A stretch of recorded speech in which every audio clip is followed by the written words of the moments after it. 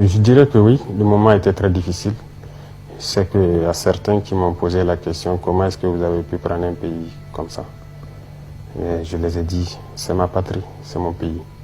Nous n'irons nulle part, on ne va pas s'exiler, on n'ira pas être des militaires dans d'autres légions ailleurs. Et nos ancêtres nous ont légué des terres, il va de soi que nous léguons de meilleures terres à nos enfants. Ça, c'est un devoir. Et vous avez dit donc, le néocolonialisme et le terrorisme, ce sont des phénomènes liés en fait.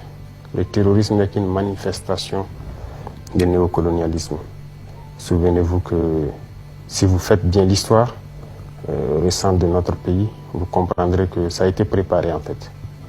Ça a été très bien préparé et pour venir encore nous coloniser sous cette forme. Et là c'est barbare, c'est violent, mais c'est lié. Ce n'est qu'une manifestation. Voilà.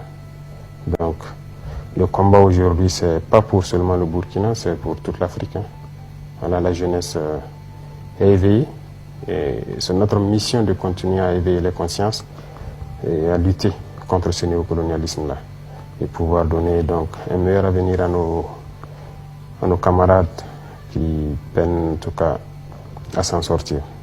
Si vous prenez l'histoire du Burkina par exemple, vous savez, sous la révolution du capitaine Thomas Sankara, regardez comment était notre armée par exemple. On était très bien équipés. Savez-vous combien d'avions de chasse à hélice, comme en réaction on avait? Combien de chars de combat, comment était organisée l'armée? On était très bien équipés.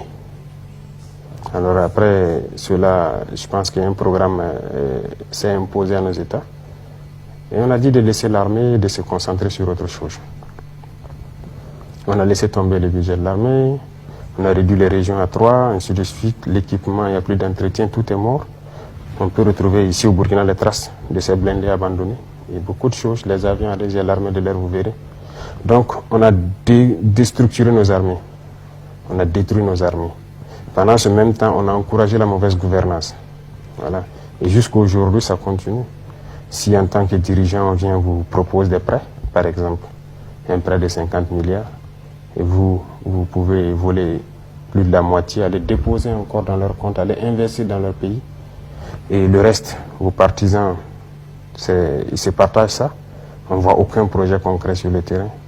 Vous voyez, la mauvaise gouvernance, déstructurer nos armées, et après le terrorisme s'invite à la danse.